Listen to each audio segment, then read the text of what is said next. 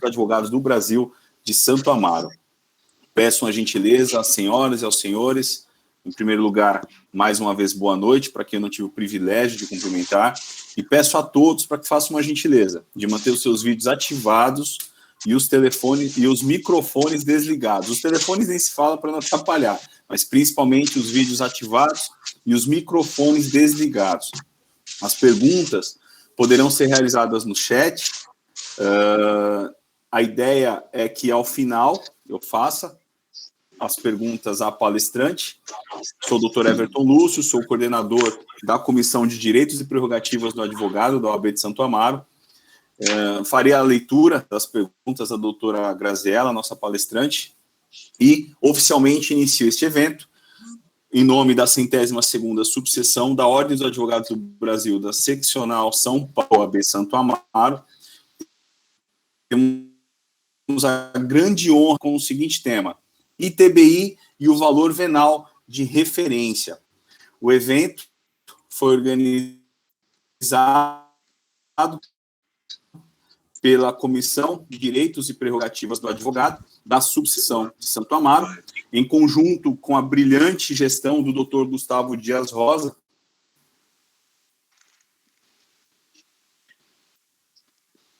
Andrade, nosso ilustríssimo coordenador da Comissão de Direito Imobiliário da OAB Santo Amaro, e quero, evidentemente, também agradecer à doutora Lisandra Gonçalves, nossa presidente, ao doutor Alexandre Fante, nosso vice-presidente, pela oportunidade que nós temos nesse momento de partilhar conhecimento com todos vocês, de trocar um pouquinho de experiência e, acima de tudo, tornar a advocacia cada vez mais preparada. Eu vou apresentar um pouquinho apenas da grande doutora Graziella Denicol, a quem eu tenho um profundo respeito e admiração.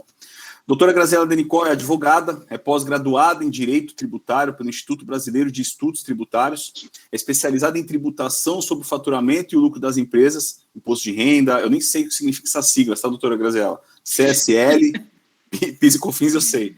É membro efetiva da Ordem do Brasil desde 2011, nova, colaboradora na Comissão de Direito Tributário da sede da seccional da OAB São Paulo, e nós temos a honra de apresentá-la. Doutora Graziella, mais uma vez, é um privilégio dividir o meu dia ao seu lado, no nosso escritório, e é mais uma vez um privilégio ouvir de ti e aprender com você ainda mais do que eu aprendo durante o meu dia. Vocês vão ter a honra e o privilégio de ter a doutora Graziella partilhando um pouquinho desse vasto conhecimento que ela tem em direito tributário para todos nós. Doutora Graziella, os instantes que se seguem são contigo.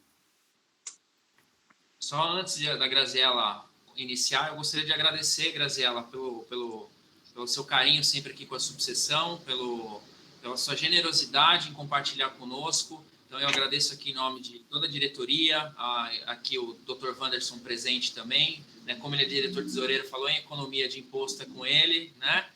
Então, agradecer pelo seu carinho, pela sua generosidade sempre com a subseção, parabenizar aqui o Gustavo, pelo grande trabalho que ele faz aí à frente da Comissão de Eventos, sempre ajudando a organizar essas palestras que tem nesse período de um ano, que completamos, coincidentemente, acho que agora, em 17 de março, nós completamos um ano realizando esses eventos virtuais. Já chegamos a 196 palestras virtuais e com mais de 27 mil pessoas assistindo a todos os eventos em todas as plataformas da subseção. Então, tivemos a felicidade de, naquele momento difícil, quando a pandemia começou, de trazer para todos os colegas e todos os advogados, não só de São Paulo, mas já tivemos palestras com advogados de 7 países diferentes ao mesmo tempo, uma coisa que a tecnologia trouxe. Então, com muita satisfação e com muito orgulho que eu faço parte dessa subseção, assim como o Wander, assim como o Gustavo, assim como o Everton, que pôde, nesse período de um ano, de alguma maneira, contribuir com todos os colegas, com todos os doutores, trazendo sempre temas importantíssimos para o dia a dia da advocacia e contribuindo com o aperfeiçoamento de todos, para que, nesse período de dificuldade, a gente possa ter aí, pelo menos, algo para tirar um pouco a nossa cabeça daquele foco que é o que nos cerca no dia a dia, que é esse vírus, né, que infelizmente vem levado a muitas pessoas pessoas próximas, pessoas queridas. Então, nesse momento, a gente tem a oportunidade de tirar um pouco o foco desse problema e poder contribuir com vocês e compartilhar com vocês momentos com um pouco mais com assuntos um pouco mais agradáveis e assuntos que contribuem com vocês. Então, agradeço mais uma vez, Everton, também pelo seu trabalho, Luiz, a todos os demais colegas que estão presentes aqui na sala. E quer falar alguma coisa? Wanderson, Gustavo, dar um recadinho inicial antes da Graziela começar? O Wanderson travou e o Gustavo...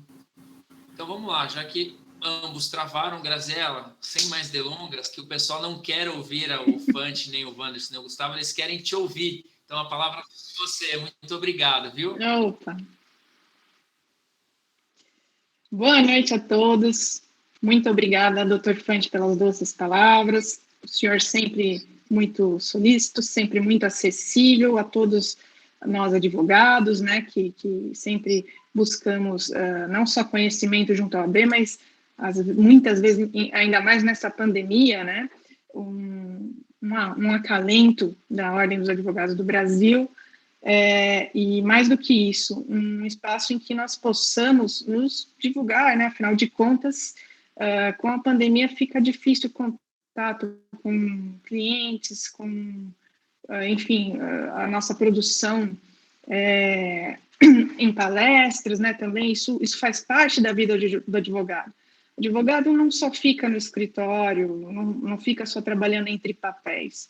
O advogado, ele tem que falar ao público, ele tem que ir em plenários e, enfim, sempre mostrar ao cidadão o seu direito, né?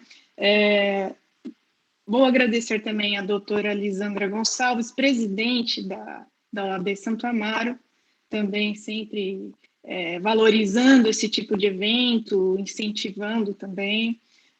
Gostaria de agradecer imensamente ao meu amigo, irmão, doutor Everton Lúcio, por todo o nosso trabalho juntos e também por sempre me colocar, né, nesses eventos tão importantes que a OAB promove, né? Dr. Gustavo Dias Rosa, conforme o Dr. Fante falou, uma pessoa excepcional que, além de advogado, eu acho que ele deveria montar uma empresa de marketing e ser muito feliz com isso, porque ele está envolvido nos eventos, assim, com tamanha devoção que eu nem consigo imaginar como ele tem tanto tempo para isso, né? E Dr. Luiz Andrade, o Dr. Luiz Andrade, ele é da Comissão de Direito Imobiliário, e acredito que esse tema seja todo relevante à sua comissão, né? E essa palestra não é só para advogados, essa palestra é para todos os compradores de imóveis, todas as pessoas que desejam comprar imóveis, comprar e vender, claro, e todo curioso que está aí para aprender sempre mais, né? Eu costumo dizer que o direito ele deveria ser ensinado nas escolas, assim como português, matemática, dentre outras matérias tão importantes, né? É uma pena nós não termos mais a educação cívica, né? Que no meu ver, era um dos pontos chaves que fez gostaria só de pedir quem está com o áudio ligado, só desligar, que eu estou ouvindo a minha própria voz, está me interrompendo um pouquinho. Eu acho muito importante que todos saibam o que se paga aqui no município, no estado e na União, né? O que eu pago ITBI, né? Todo mundo ouve falar, mas ninguém sabe o que é. Então, eu gostaria de tentar passar de uma maneira mais didática possível, tá? Vou tentar fazer isso. De 40 e poucos slides, eu reduzi drasticamente, porque pessoas que não são do meio acadêmico e nem são da advocacia me pediram para assistir a palestra, me perguntaram se ia ser um tema difícil, né? Inclusive pessoas que estão em negociação de imóveis, e por isso eu tentarei ser o mais didática possível, e ao final, como disse o Dr. Everton, eu vou abrir para perguntas, né? e eu espero que eu saiba respondê-las. Vou compartilhar a tela com vocês, um minutinho só.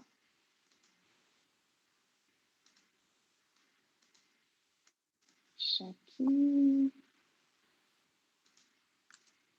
Ok.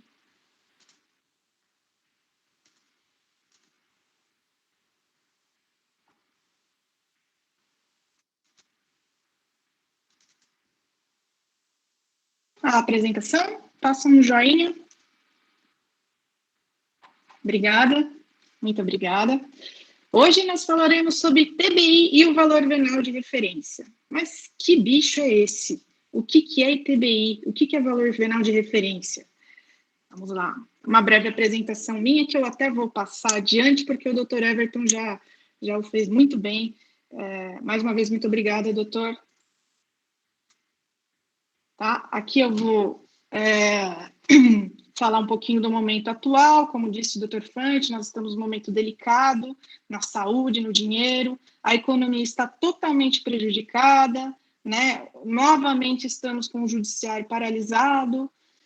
Então, isso implica no nosso trabalho e também na vida dos nossos clientes que depositam num determinado processo a vida inteira deles, né? Para nós é mais um processo, para o cliente é a vida dele. Então, eu acho fundamental tratarmos com carinho de todos os temas e esclarecermos aos nossos clientes o que tá acontecendo.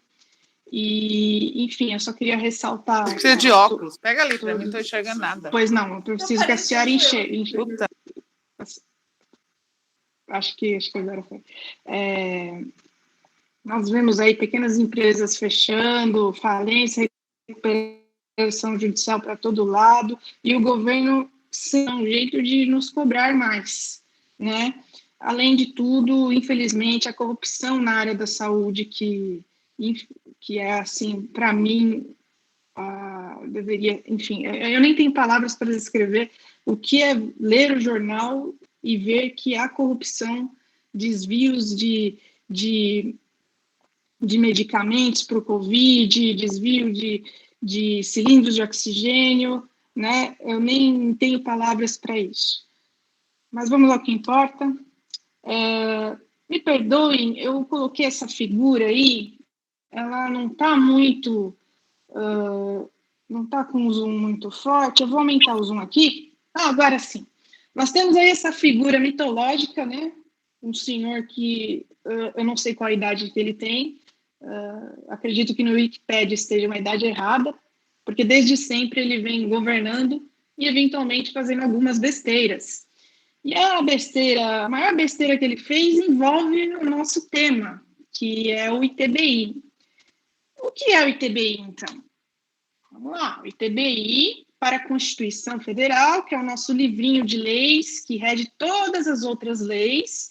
Ele é um imposto sobre a transmissão de bens imóveis. Ok, um imposto. O que é uma transmissão de bens imóveis? Uma compra e venda. Existem outras hipóteses de transmissão também, mas vamos trabalhar com compra e venda, porque eu sei que existem pessoas que não são do direito que estão nos assistindo. E eu gostaria também para o CTN. O que é CTN? É o Código Tributário Nacional. Abaixo da Constituição Federal, é ele que vai ditar todas as regras dos nossos impostos, tá? E o CTN diz que é um imposto sobre a transmissão de bens imóveis e de direitos a eles relativos. Para a legislação municipal, é um imposto sobre transmissão inter-vivos a qualquer título por ato oneroso de bens imóveis por natureza ou acessão física de direitos reais, etc, etc. Aí eu me pergunto, deveria ser uma sigla bem maior do que um mero ITBI, né? Mas para não complicar a vida das pessoas, existe um consenso em deixar a sigla apenas em ITBI, porque senão ficaria ITBI, QTAB, N, A, R e por aí vai, né? Já é complicado o Brasil ter nome de rua e não sei se vocês já repararam, em determinados municípios você tem nomes de ruas repetidas, né? Então, por exemplo, aqui a minha rua Pedro Bueno. Se você for em São Paulo, tem outra rua Pedro Bueno. Se você for em Araçatuba, tem outra rua Pedro Bueno. Então, eles decidiram que o ITBI ficaria muito bem sendo apenas ITBI. E o resto deixa que o advogado explica. Vamos lá. Opa, tive um probleminha aqui na minha... Pronto, como dizem os pernambucanos.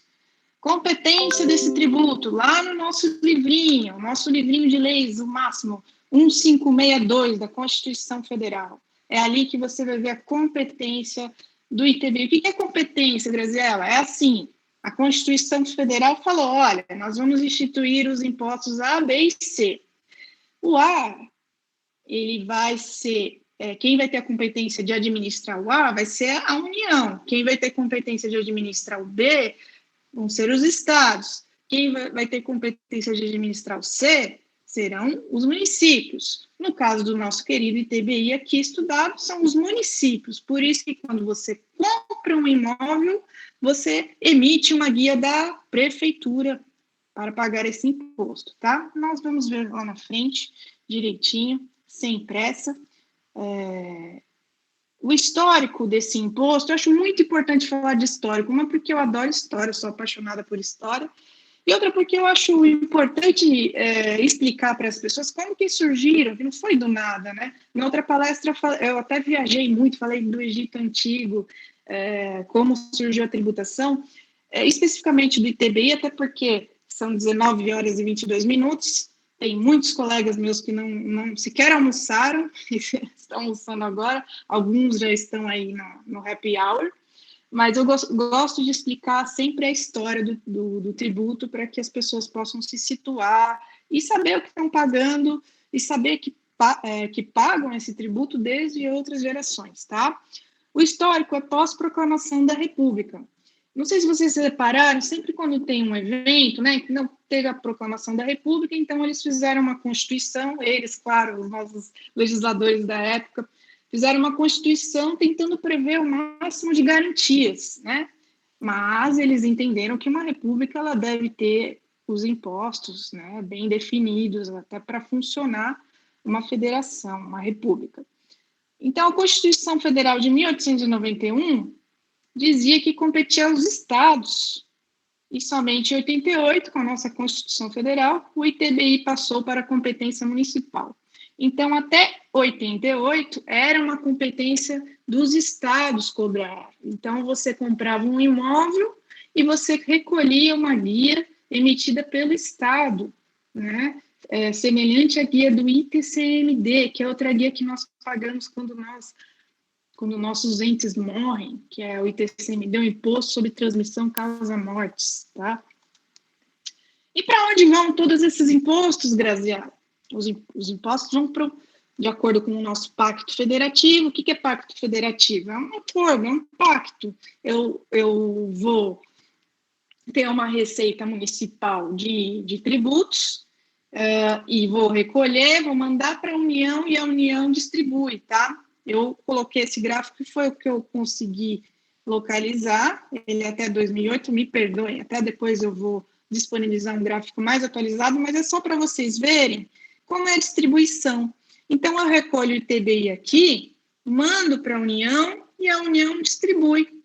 Então, assim, a contribuição de cada ente, né, em arrecadação de tributos. Primeiro, a União, ela tem a maior parte, porque ela tem a maior concentração de tributos, né? Depois os estados e o município, tá?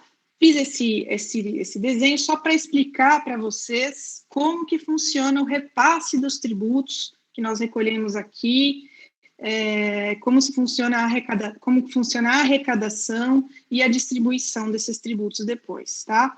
Depois que a União arrecada, ela vai para quem precisa mais. Perdão, passou um pouquinho aqui. Como isso, Graziela?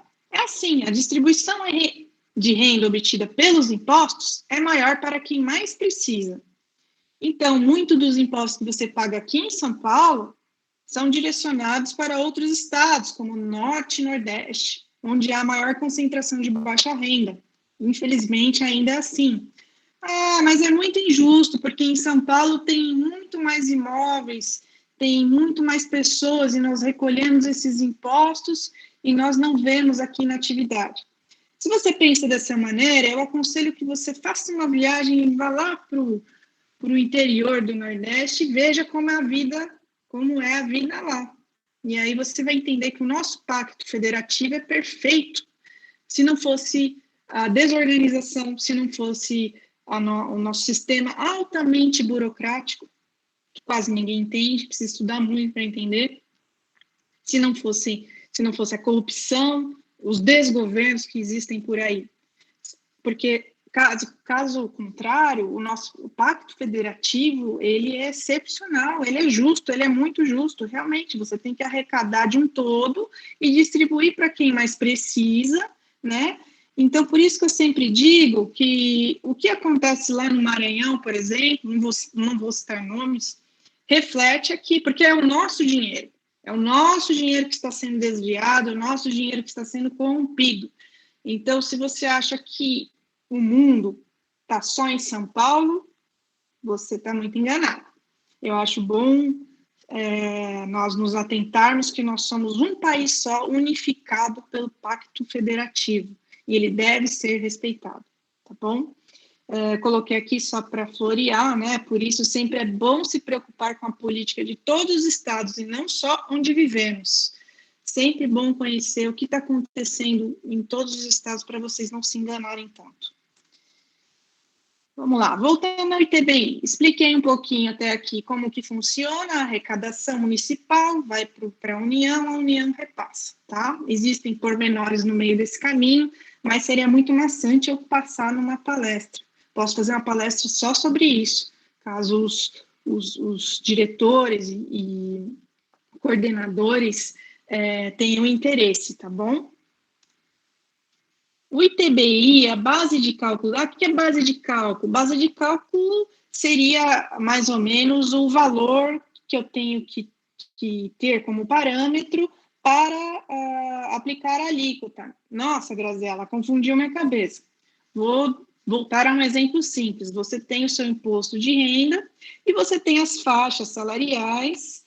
Dependendo da sua faixa salarial, é aplicada uma alíquota, né? Então, se a sua faixa salarial for acima de um teto, você vai pagar 27,5%, tá? Ainda não inventaram uma progressão acima disso, a nossa progressão é até 27,5% no imposto de renda, tá? O ITBI, o artigo 38 do nosso Código Tributário Nacional, volto a dizer que é a lei abaixo da Constituição Federal que vai falar sobre os impostos.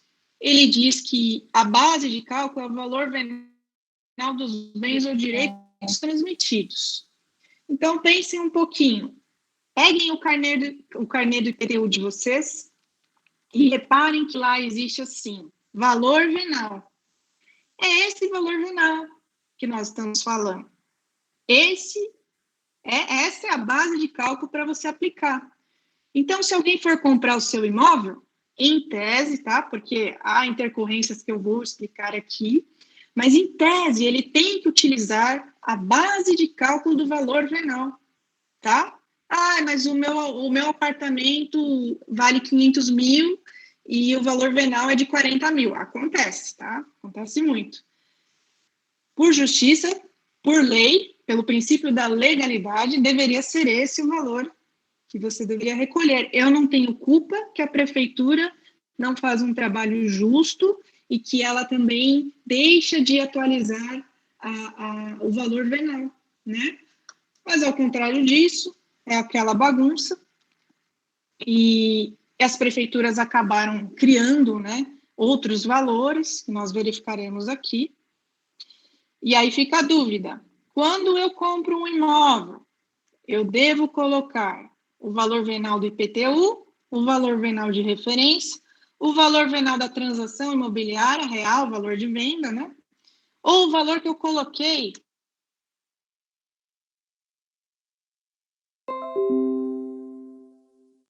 comprou imóveis por 1 milhão e querem colocar no imposto de renda 300 mil.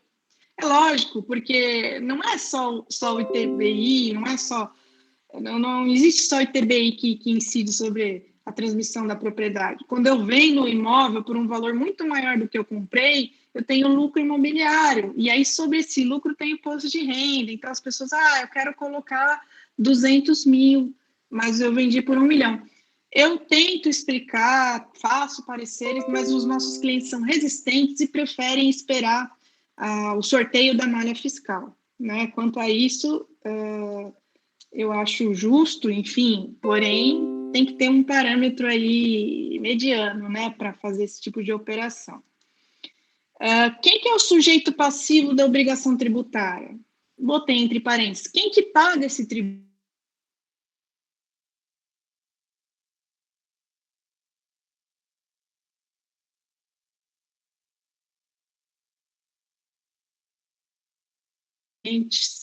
Tá bom? Cedentes transmitentes superficiais, vou pedir o favor do doutor Everton, que é professor em Direito Imobiliário também, que ele faça uma palestra e explique direitinho sobre todos esses institutos, tá? Mas vamos falar dos adquirentes aqui, que é quem compra o imóvel. Tem uma pessoa que está me assistindo que me falou de maneira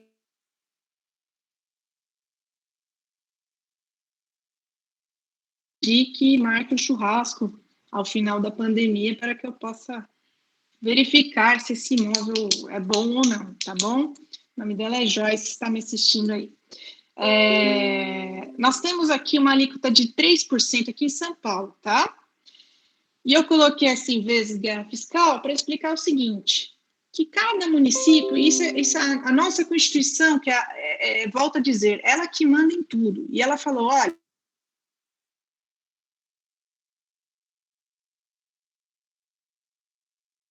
porque senão, se ela der, no caso, a Constituição Federal, se ela transmitir a competência e delimitar a alíquota, quer dizer que ela não transmitiu a competência por completo. Quer dizer que o município sempre vai ficar atrelado à União Federal. Então, aqui em São Paulo, por exemplo, é 3%, mas existem municípios que a prática é de 2%. E aí entra uma guerra fiscal entre município, guerra fiscal, o que é? Um município processando o outro. Então, vamos supor, no passado teve um problema entre o Rio de Janeiro e São Paulo, porque São Paulo tinha uma alíquota muito menor do que o Rio de Janeiro. Como são cidades próximas, o São Paulo processou o Rio de Janeiro, falou que ele tinha que abaixar. E o Rio de Janeiro falou, não, aqui é uma cidade turística, né? Existe toda a questão imobiliária, os imóveis sempre vão aumentar de valor, enfim. Hoje em dia, tanto São Paulo quanto o Rio de Janeiro, a alíquota é de 3%, tá?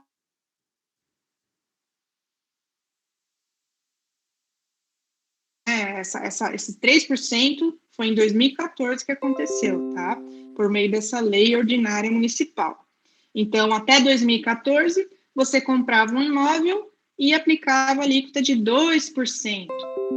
Graziela, mas eu compro o imóvel, gasto dinheiro, ainda tenho que pagar o ITBI? Sim, você vive no Brasil, você não vive na Suíça. Aliás, na Suíça seria muito mais caro. Mas você não vive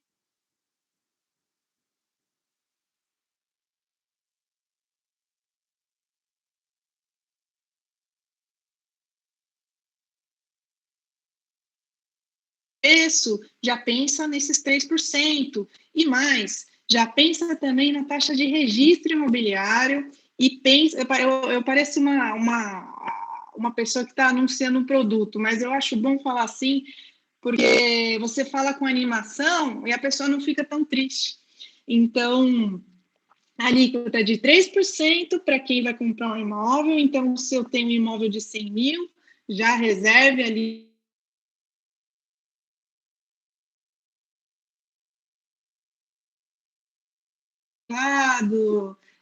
enfim, todas as taxas de escritura, né? Como diz o meu colega doutor Everton, acho fenomenal o que ele fala, reserve 6%, além do valor que você vai gastar com o imóvel. Parece injusto, mas é isso que acontece aqui no Brasil, tá bom? O Roque Carrasa, quem é Roque Carrasa? É um professor de direito tributário, que eu amo, eu já sempre sou uma aluna dele, já fui uma aluna dele, gosto, sigo. Ele defende a progressividade desse imposto. O que é isso? Ele acha que quanto maior o valor de imóvel, maior tem que ser a alíquota. Nesse ponto, aí eu brigo com o Roque Carrasa, aí eu fico chateada com ele, porque eu acho que o ITBI, ele não é como imposto de renda, né? Que você tem uma variação de renda a todo momento. O ITBI, ele segue parâmetros do direito real, né? Então, assim, como que eu vou fazer uma progressão de valor se a pessoa que está pagando se a pessoa que paga o imposto é a mesma que compra o imóvel? Para mim não faz o menor sentido, mas existem professores de direito, doutrinadores que seguem essa lógica. No meu ver, totalmente equivocada, tá? Eu sempre vou defender aqui, junto à OAB, que é um absurdo, ainda bem que teve uma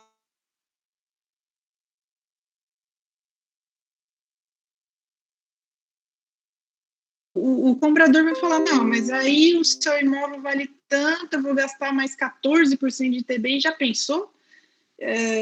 Ninguém ia ter vida, né? Principalmente quem trabalha com imóveis.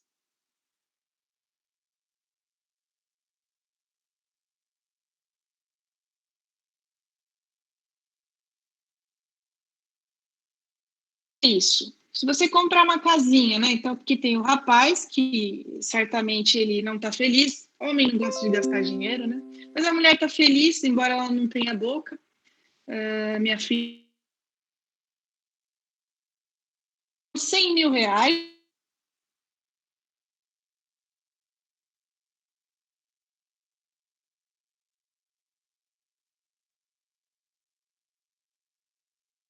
Deixaram também de fazer aqui uma garagem para o carro, porque não dá, não tem como. Eles já pagaram muito ITBI. Então, fica essa imagem para vocês que quem paga o ITBI é quem compra o imóvel. Você viu a casinha bonitinha, gostou? Reserva o dinheiro da compra do imóvel e reserva do ITBI também, tá bom? Vamos para a parte chata. Aqui eu já falei da progressividade do ITBI, né, que é um absurdo no meu ver.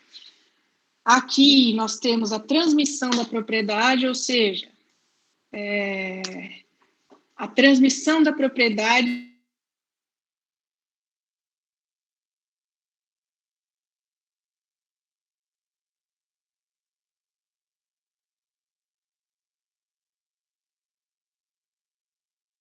ele é para arrecadação, ele foi criado para isso.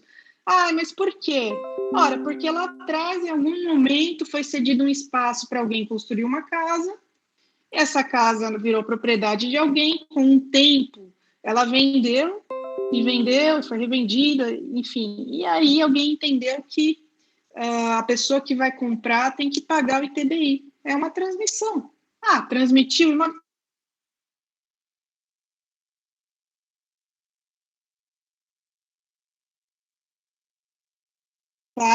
Começa a declarar como bem. Tá? Qual que é o momento de pagar o ITBI? Essa é uma pergunta que, inclusive, colegas que militam na área de direito imobiliário me perguntam. Eu entendo que tem que ser após o registro, porque somente com a transcrição, né, a tradição, somente com a transferência da propriedade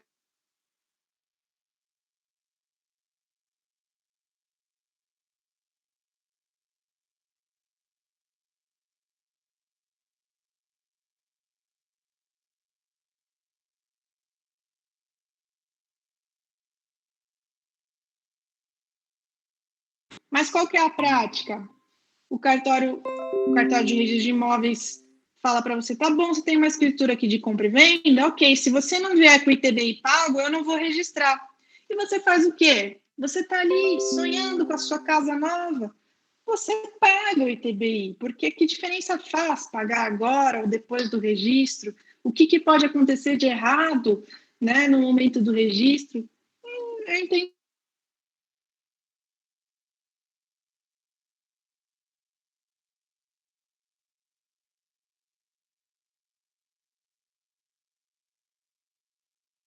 mediante o registro.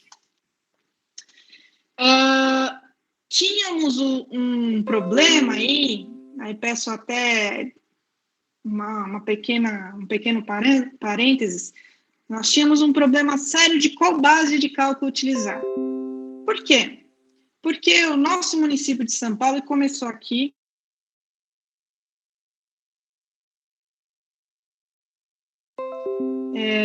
ele criou o valor venal de referência, tá? Então, antes era o valor venal do IPTU, e ele criou o valor venal de referência. E o que é o valor venal de referência? O valor venal de referência é um valor perto do valor imobiliário de mercado que as prefeituras monitoram. Então, é um sujeito atrás de um computador com critérios que não são tão palpáveis, ou seja, não estão tão publicados assim. Eles fazem uma conta que eles entendem que o seu imóvel está 40 mil de valor venal para fins de PTU, mas ele vale 1 milhão. Mas e se eu vender por 500 mil? A prefeitura vai bater o pé e dizer, ele vale 1 milhão.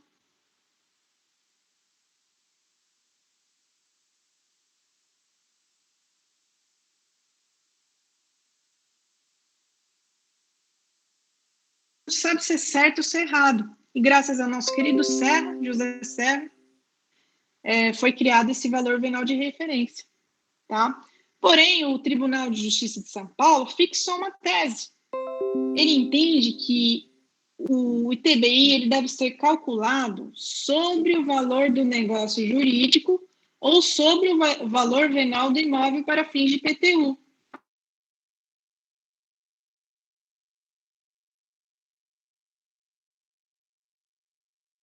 Aí aqui você fala, ufa, o Tribunal de Justiça resolveu o meu problema. Agora eu não vou usar mais o valor de referência. Eu vou usar o valor do negócio ou do IPTU, do valor venal do IPTU, que for maior. Aqui eu chamo a atenção, porque isso aqui é uma pegadinha. O nosso Código Tributário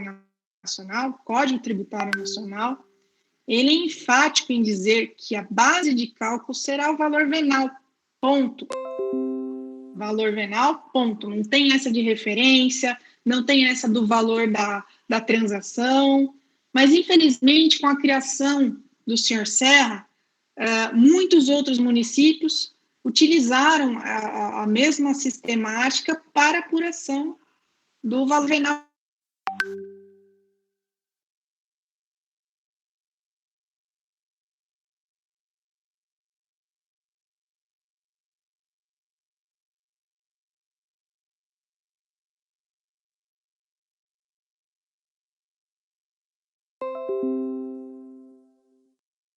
Está recolhendo, né? Se ele está recolhendo sobre o valor venal para fins de IPTU, ou se ele está recolhendo sobre o valor venal de referência, ou se ele está recolhendo sobre o valor da transação. Tá? Geralmente, os corretores são práticos, eles falam, olha, o que for maior...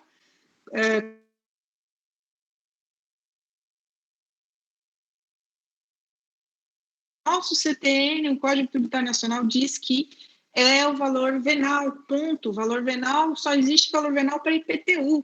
Criaram, isso é uma criação do município, esse valor venal de referência, tá? Mas ainda está uma briga na justiça, então ainda há chance de mudar esse cenário. Quanto mais advogados entrarem com medidas, tutelas, mais voz nós teremos perante os tribunais superiores, que estão com essa tese nesse exato momento, tá? Aqui eu falo do decreto, né, de 2005, então, assim, logo quando ele entrou, ele já fez esse decreto para aumentar. Isso é sem politizar aqui, tá bom? Mas é uma característica de governos do PSDB. Eles entram e já falam, o que nós podemos aumentar aqui? Vamos ver. Eu vou inventar um valor venal de referência. Ok, vamos inventar. Quantas pessoas já não recolheram esse valor venal de referência e nem sabem que esse valor está equivocado, tá? Nem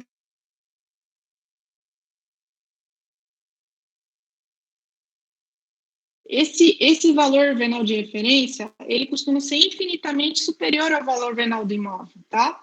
Porque o valor venal do imóvel, ele resulta de uma aplicação de uma matéria correta, certa, exata, que está nessa lei aqui. Depois eu vou disponibilizar o slide, mas quem tiver curiosidade pode consultar. Uma lei super chata, aliás, mas o valor venal do seu IPTU, ele encontra todo o regramento dele nessa lei. Então, se você tiver curiosidade, como é que é feito o cálculo? Eu não entendo nada desse espelho aqui do IPTU. Entre na lei que pode ser que você entenda. Caso contrário, estamos aqui para ajudá-los, tá bom? O critério do IPTU é certo. O critério do ITBI, eu costumo falar que é um computador da prefeitura, tá? Eu já vi aqui corretores de imóveis que possuem o KNAI, né? Só um parênteses, vocês sabiam que o corretor de imóveis, pura e simplesmente corretor de imóveis, ele não é apto para fazer avaliação de imóveis?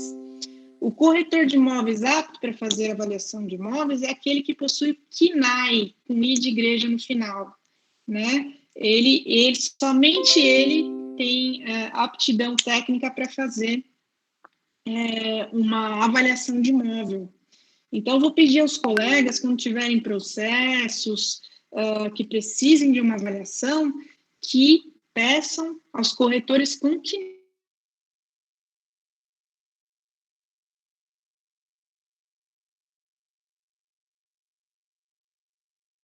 vocês vão derrubar o laudo, porque eu vou falar que aquele corretor não é habilitado, tá? Ou mesmo o município pode utilizar essa tese. Então, é muito importante que vocês procurem sempre um profissional habilitado para fazer as avaliações, tá bom? No caso da prefeitura, ela tem um computador que ela coloca o valor a seu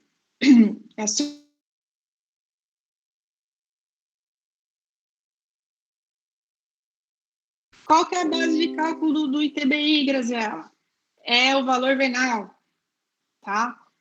Vou bater nessa tecla, vou até o fim, até o STF defendendo essa tese, porque é muito injusto, muito mesmo. Então, fica uma briga eterna entre o contribuinte e o município, enquanto os nossos tribunais superiores estão preocupados com outros casos, né?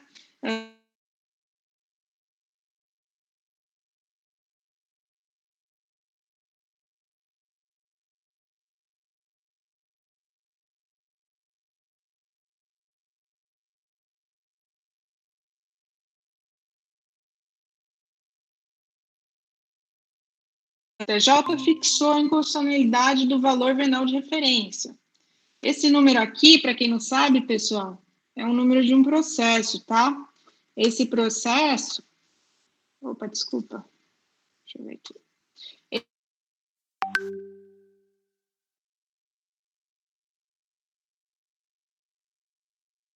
Ele pode fazer isso, ele pode fixar uma tese que, para o Tribunal de Justiça de São Paulo, o valor venal de referência é inconstitucional. Então, comprou imóvel que o ITBI foi calculado com base no valor venal de referência, entra na justiça que, pelo menos em São Paulo, vai ganhar. Aqui tem um trecho do incidente, tá? Isso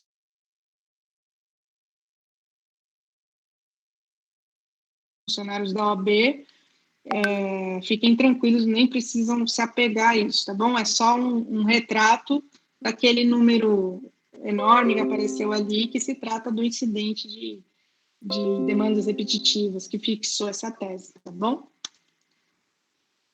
Bom, fixada a tese de base de cálculo, qual que eu utilizo, tá? Segundo essa jurisprudência,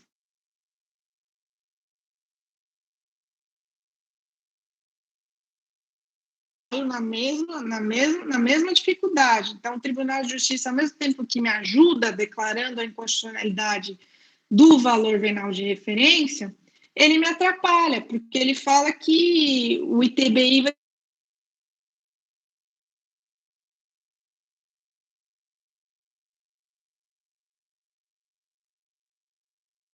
Justiça. Aqui eu abro um parênteses para explicar para quem não é da área como funciona, né? Primeiro, nós temos as varas judiciais, que ficam os juízes. Depois, nós temos os tribunais, onde ficam os desembargadores. Depois, nós temos o Superior Tribunal de Justiça e o Supremo Tribunal Federal. Dependendo da matéria, ou seja, a matéria do processo, vai para um ou para outro, ou para os dois, tá?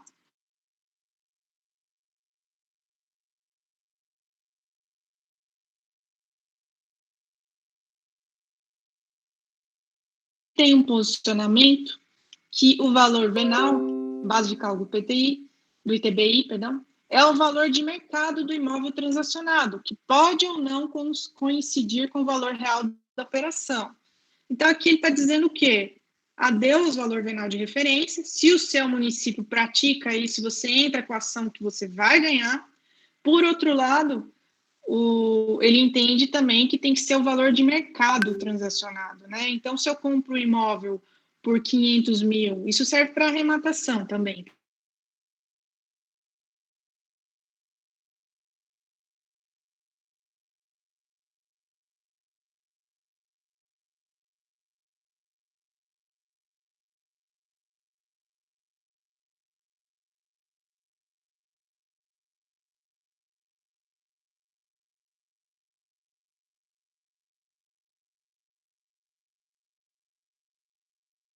Não atualiza porque ele prefere não entrar nessa briga com o contribuinte, né? Porque se ele atualiza o valor venal, o seu IPTU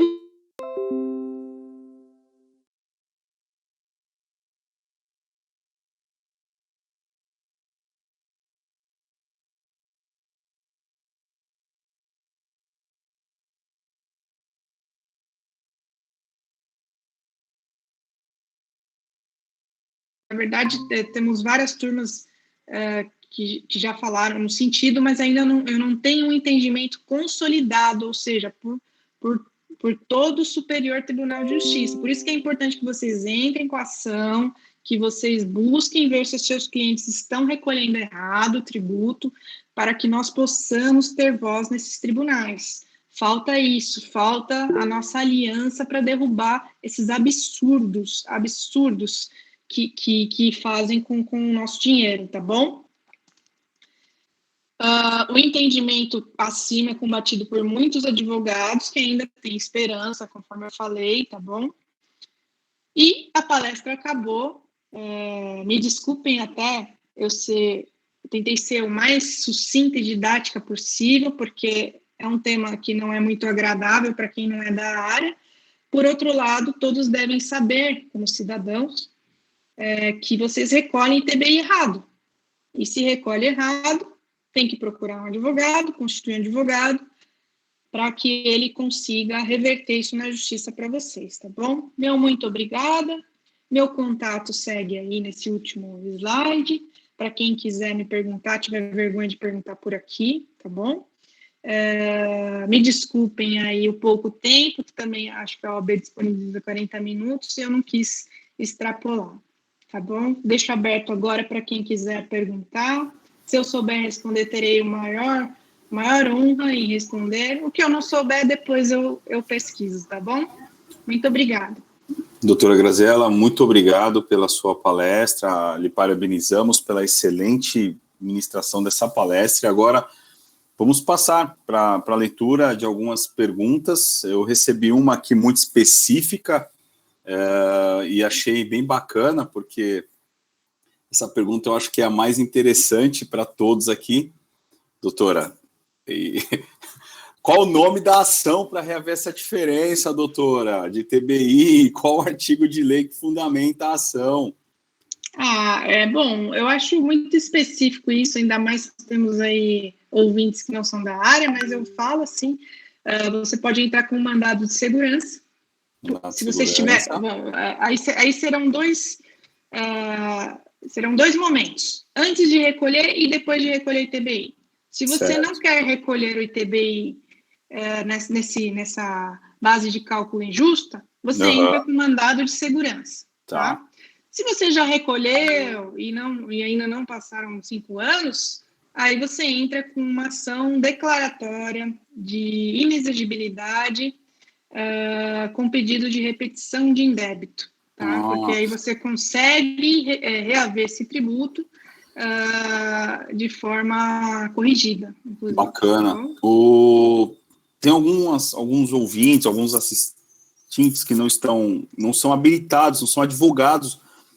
Estou vendo aqui alguns rostos até familiares, né, da Mariana Vata, enfim. E eu gostaria, doutora, que a senhora, na sequência, só desse em poucas palavras e dissesse o que é o mandado de segurança, para que ele serve, porque as pessoas ouvem mandado de segurança, já pensam, né, talvez em outra situação, mas o que é esse mandado de segurança? Sim. Mandado de segurança, pessoal, mandado com D, tá?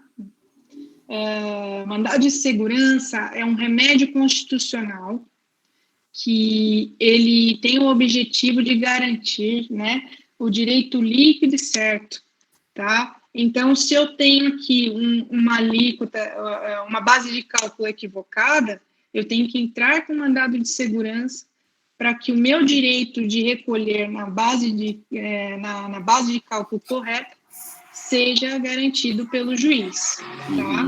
É isso. Bacana. Em suma, é isso, tá? De forma bem resumida, é isso. E essa ação declaratória, então, também é uma ação pelo procedimento comum? Isso, essa ação declaratória, procedimento comum, né, nós chamamos até de ação ordinária, é uma ação em que eu peço, como o nome diz, eu peço uma declaração de que a base de cálculo do ITBI está praticada por determinado município, como eu disse, pode ter uma variação, vou utilizar o município de São Paulo como parâmetro, tá? Então, é uma ação declaratória em que eu peço, excelência, eu gostaria de declarar inconstitucional a base de cálculo utilizada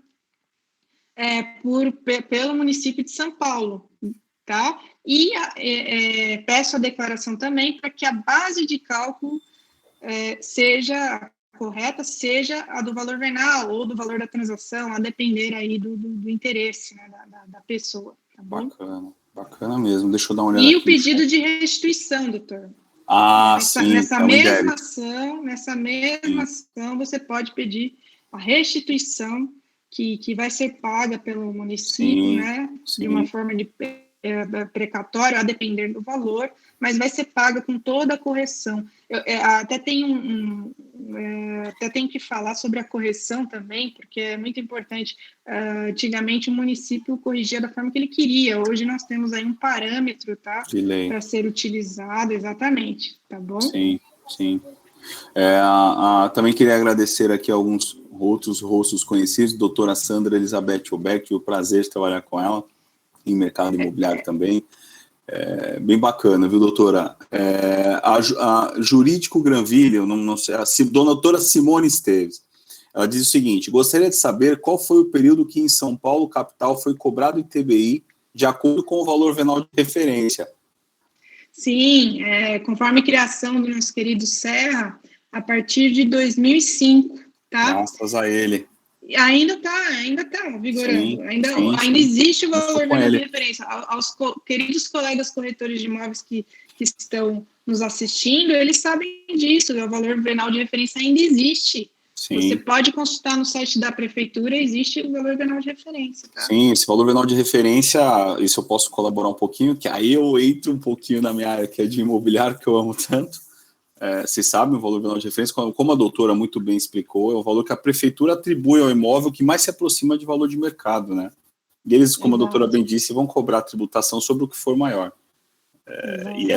E vocês devem combater isso, independente de serem advogados, corretores de imóveis, há essa possibilidade de reaver, sim. E isso é muito, muito importante, porque o tributo já é pesado, né?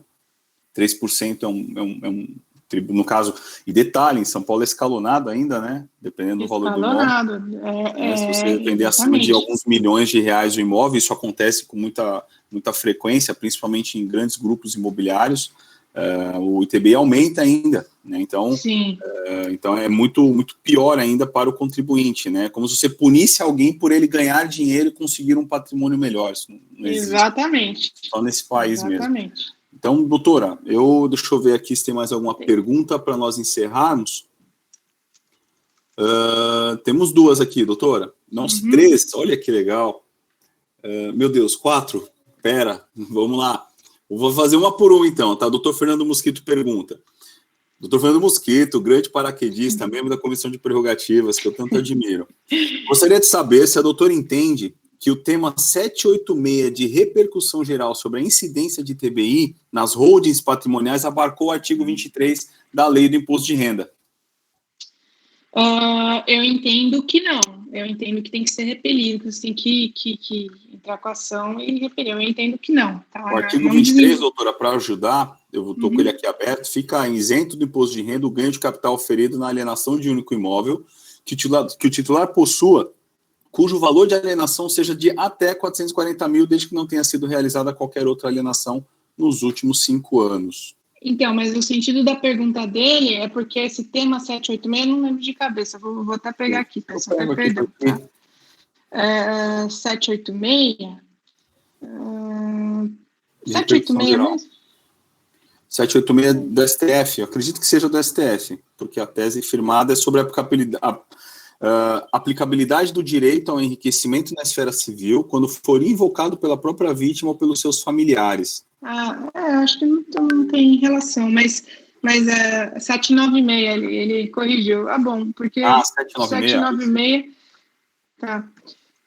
O 796, ele fala da imunidade, né? Deixa eu só abrir aqui. O alcance da imunidade tributária do ITBI, prevista no artigo 156, parágrafo 2º, inciso 1 da Constituição, sobre imóveis incorporados ao patrimônio de pessoa jurídica, quando o valor total desses bens excederem o limite do capital social a ser integralizado. Então, só repete a pergunta dele, doutor, só para eu assimilar. Vou voltar aqui, vamos lá. Só um minutinho. Gostaria de saber se a doutora entende que o tema 796 de repercussão geral sobre a incidência de ITBI nas holdings patrimoniais abarcou o artigo 23, ou seja, se esse tema... Da isenção, né? Isso, trata de patrimônio até 440 mil. Eu entendo que não pela própria tributação do imposto de renda. Eu tinha entendido errado essa pergunta, até porque o 796 é diferente da outra... Sim. Da outra tese de repercussão, tá? Entendo que não, mas seria algo a ser explorado, né? Aplicar uma isenção a um imóvel que entraria no patrimônio da pessoa jurídica. Sim. Até 400... existem ações nesse sentido, eu tenho algumas ações nesse sentido, ou seja, o que ele quer dizer, pessoal? Que até um valor, que nós temos um valor de isenção para ITBI. Não consegui explorar nessa palestra devido ao tempo, mas existe até um valor você é isento de ITBI, tá? Então, ele está perguntando exatamente isso. O doutor que fez a pergunta me corrige se estiver errado o meu entendimento. Tá? Então, ele está falando assim, eu tenho um imóvel de 1 milhão, vamos supor, até 400 mil eu posso considerar uma isenção para fins de incorporação ao patrimônio da pessoa jurídica? Eu entendo que não. Tá? Mas, enfim, existem decisões por aí admitindo, sim, nós podemos estudar melhor essa tese e aí formar uma aliança para tentar. Para os nossos clientes vai ser ótimo, né? Sim. Mas eu acredito que não passa essa tese, tá bom? Doutora, posso só completar aqui? Pois não? Seu nome? Eu que fiz a pergunta. Pois não, doutor. Como tá? Eu que fiz a pergunta polêmica. Não, o que acontece? Isso é uma dúvida que eu tenho e eu não tenho com quem trocar essa ideia. Eu fico aqui sozinho e eu vou pegar a doutora aí para me ajudar agora. Pois não, doutor. Impossível. Não fala pegar que meu marido está assistindo, mas... Não. É apenas para perguntar. Tô brincando. Então, esse artigo 23 que eu me refiro é o artigo da Lei 9.249. Certo. Que se declarar no imposto de renda o valor do imóvel a ser conferido em capital social, tem isenção do ITBI, porque tem isenção de ITBI todo patrimônio que for conferido em capital social das limitadas ou das sociedades anônimas. Vem a repercussão 796 do STF, e aí ela tira tudo isso da frente e diz agora que se a integralização de capital exceder o capital social já estabelecido, você paga ITBI. Só que a minha pergunta foi específica, ela foi assim, e se eu já declarei no meu imposto de renda, de acordo com o artigo 23 da Lei 9.249, se eu já declarei no imposto de renda, eu só estou conferindo o capital, conferindo os bens em capital social. Eu queria saber se a doutora entende que tem isenção de ITBI aí também, porque eu vou entrar com mandado de segurança. E aí eu precisava ouvir, porque eu sou do direito imobiliário e um pouco do direito societário. Isso sai do direito societário. E aí eu entraria com mandado de segurança batendo o quê? Se eu coloquei isso, de acordo com o artigo 23 da lei que eu citei, e isso já estava informado ao fisco, eu já previa um valor e já paguei imposto de renda desse valor. Então, eu transferindo o capital social da minha empresa, eu entendo, em que pese a repercussão geral 796, que julgou exatamente a conferência de capital social, eu entendo que tem isenção de ITBI. Aí foi nesse sentido que eu perguntei, se a doutora entende que sim, se não, se como é que está a área tributária, se os juízes estão indo, ou se também não viu nada no tipo, se não, isso também é novo, sei lá, porque é novo, né? O negócio está rodando aí agora, né? Se é novo, eu encorajo o doutor a tentar um MS. E até te apoio nisso, com todo o meu conhecimento na área tributária. Eu nunca... o que eu vejo é, assim, quando você tem uma tese já em repercussão geral, geralmente você esbarra ali você esbarra no judiciário. O judiciário não deixa, né, você passar com essa tese. Mas um MS caberia aí. Eu, se fosse doutor, tentaria, tá? Eu nunca tive um caso desse, estou sendo sincera, mas eu tentaria. Legal. Se o senhor precisar, meu contato está aí, depois nós podemos conversar. Joia. Agradeço, doutora. Obrigado pela palestra, parabéns, viu? Muito legal. Obrigado pela colaboração, doutor. A doutora Juliana Aracaqui, eu entendi que é Aracaqui ou Aracaqui, perdão, doutora Juliana, perguntou, podemos gerar a guia do ITBI? Pode, é o próprio contribuinte que gera, né? Apesar que tem municípios que seguram essa responsabilidade porque eles preferem gerar guia e aplicar a alíquota e utilizar a base de cálculos que eles querem, né? Um exemplo disso aconteceu até no escritório, né, doutor? O município de Sorocaba, ele que emite a guia e depois fala que você recolheu errado. Então, só respondendo a pergunta, aqui em São Paulo o próprio contribuinte emite a guia, né? Geralmente são até os corretores que emitem essa guia para quem está comprando. Sim. Mas existem municípios que, infelizmente, não fazem desse tipo. A doutora Juliana falou também que não é um tema novo. Não é um tema novo mesmo. É novo para mim, no sentido de assim, eu nunca tive um caso desse, tá bom? Só corrigindo ali em relação à repercussão do tema 796. O doutor Cláudio Marques pergunta, e a cobrança do ITBI no caso de cessão anterior ao cumprimento da venda? Os registros estão cobrando o referido título, o que ensejou o pedido de inconstitucionalidade do valor venal de referência aqui em São Paulo. Acho que mais uma declaração, não tinha... Eu acho que ele está afirmando, né? Afirmação, sim. Sim, concordo com ele. A doutora Juliana repetiu uma pergunta aqui, se somente o cartório de registro de imóveis gera guia de arrecadação, não, com o próprio contribuinte. Não, é no próprio município, né? É que geralmente os cartórios de registro de imóveis, eles têm funcionários que facilitam esse trabalho, né? Porque é um trabalho chato, burocrático, mas o próprio contribuinte vai até... É tudo online, emite pela própria prefeitura, tá bom? Sim. Inclusive, o valor da transação, aqui em São Paulo, pelo menos, quem coloca, quem preenche é o contribuinte, tá bom? Sim. O doutor Augusto diz, gostaria de saber se em uma arrecadação judicial devo calcular o ITBI sobre o valor venal ou sobre o valor venal de arrecadação? Ademais, o que fazer quando o valor venal de referência do imóvel forem muito acima do valor de mercado? Entra com ação. Mandado de segurança ou ação declaratória?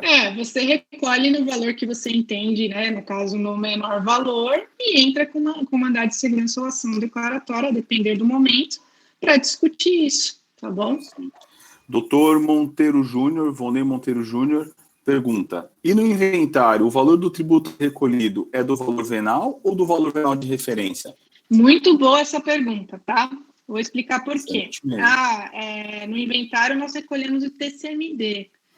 Só que qual foi a jogadinha do governo PSDB?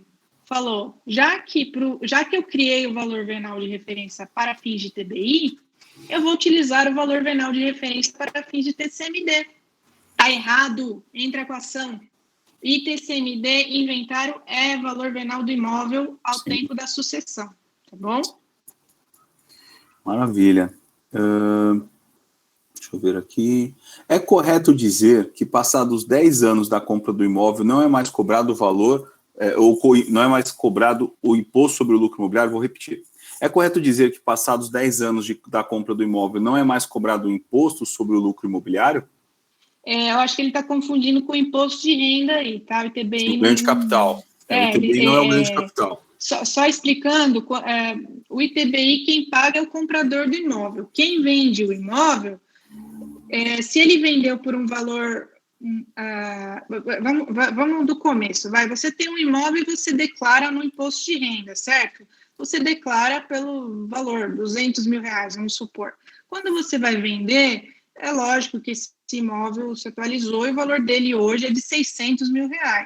Então, entende-se como lucro, né, bem resumidamente, porque existem outras intercorrências, como depreciação do imóvel, a depender do ano, e aí você aplica o lucro imobiliário sobre essa diferença, né? Você teve um lucro de 400 mil aí, né, na hipótese que eu coloquei.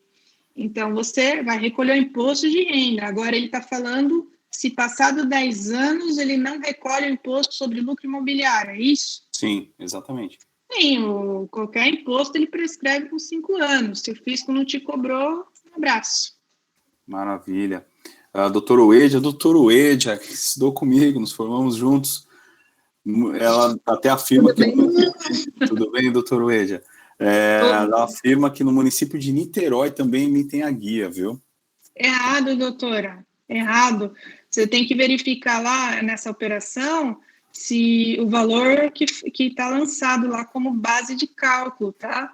Se for um valor muito acima do valor transacionado ou muito acima do valor venal, recomendo que entre com uma ação para discutir isso sim. Quanto mais ação, repito, quanto mais ação, mais voz nós teremos lá nos tribunais superiores. Bom, não temos mais nenhuma pergunta, acredito. Obrigada, doutora, por esclarecimento. Nada, imagina, doutora Uedia. Doutora Uedia, manda um beijo aí para o Rashid. Tá aqui no colo. Acho que veio mais uma, que vieram mais duas. Doutora Célia Fonseca Viana colabora com o seguinte: boa noite. Doutora, por tudo que disse na palestra, é viável ajuizar a ação declaratória de inexigibilidade de débito acumulado com repetição de indébito quando o ITBI teve como base de cálculo o valor da transação, que é maior do que o valor venal de referência? Olha, eu acho que vale a pena sim. Agora, você vai ter que avaliar o seguinte: as condições financeiras do cliente, né? Considerando aí que você, muitas vezes, a depender do valor da compra e venda, né? O valor do ITBI é muito caro. Então, você vai ter que, é uma ação ordinária, você vai ter que recolher custas. Então, se o cliente quiser apostar, pagar para ver, eu recomendo que entre com a ação sim. Recomendo. Tá? Doutor Cláudio Marques diz o seguinte: em uma escritura de venda e compra, onde vem historiada a cessão dos direitos relativos ao imóvel, onde o proprietário compromissou a venda para A e o A cedeu os direitos a B, quando a escritura chega ao registro, o registrador quer ITBI da venda e ainda da cessão, embasando a cobrança em decisão do Colégio Superior da Magistratura. Podemos fundamentar a negativa do recolhimento duplo na nova decisão do STF? Pode questionar sim, deve questionar, tá? Para mim, ocorreu a transmissão de direitos, né? Sim. Direitos aí, direitos das coisas, né? Então, transmitiu ali pro cessionário, então eu entendo que é apenas um ITBI, tá bom? Acontece, até um exemplo, corroborando até acrescentando no que o Dr. Cláudio Marques comentou, já passei por muito disso, esses anos aí de direito imobiliário. O que acontece muitas vezes é com os imóveis novos, né? Alguém vai comprar um imóvel na planta, firma um compromisso de direitos aquisitivos, de aquisição de direitos aquisitivos com determinada construtora X, e antes até de receber as chaves, ele acaba repassando ou vendendo esses direitos aquisitivos a alguém.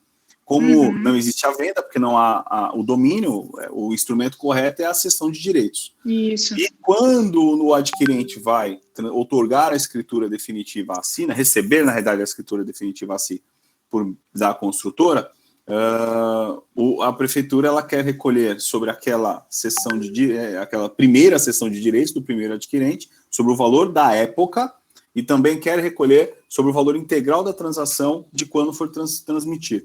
Então, acho que é até isso que o Dr. Max estava se referindo aí quando comentou. Entendi. Nesse caso, doutor, você tem que calcular quantas transações ocorreram, né? Se foram 2 sessões, aí sim, aí você vai ter 2 ITBIs para pagar. Agora, se foi apenas uma sessão e depois houve a transcrição, né, o registro imobiliário para acontecer, e só houve uma sessão, aí é o caso de recolher apenas um, tá? Vai dependendo do instrumento, teria que analisar, mas muito resumidamente é isso. Sim, e o doutor Cláudio falou uma verdade, a construtora exige o recolhimento para assinar a sessão. É porque senão ela não consegue, ainda mais se for construtora de loteamento, tudo isso, ela não consegue trabalhar na prefeitura. Sem essas escrituras, sem esses ITBIs, entendeu? Por isso. Sim. Bom, mas acho que não temos mais nenhuma pergunta, senão que a palestra foi excelente e ela vai enriquecendo ainda mais com as dúvidas. Gostaria mais uma vez, doutora Graziela, de parabenizá-la pela excelente palestra ministrada. Mais uma vez, em nome da OAB, da 102ª subseção de Santo Amaro, quero agradecer a sua presença, por ter enriquecido a nossa noite. 150 pessoas assistindo entre este link aqui e mais as pessoas do YouTube. Parabéns mesmo. Olha, ouvir direito tributário, 150ta pessoas numa quinta-noite. Até eu me assustei, achei que ia ter só a família, doutor. Nem quando eu estudava tinha esse coro na sala de aula, e quando eu estudava era uma média de 130 pessoas nem prova tinha isso, viu? Parabéns, doutora Graziela. Sinal que o tema... Doutor, pois não? Eu queria aqui deixar um convite, porque eu sei que tem muitos colegas que trabalham com isso. Eu vou deixar um convite para nós falarmos sobre ITBI integralizado no capital social. Show! Devido a ser uma temática assim, que é bem técnica e exige assim, mais tempo para falar, sim, eu deixei ela um pouco de lado hoje, mas deixo aqui meu convite à OAB Santo Amaro, me disponibilizo totalmente para fazer essa palestra, para esclarecer alguns pontos. Tá bom? Agendada, vou...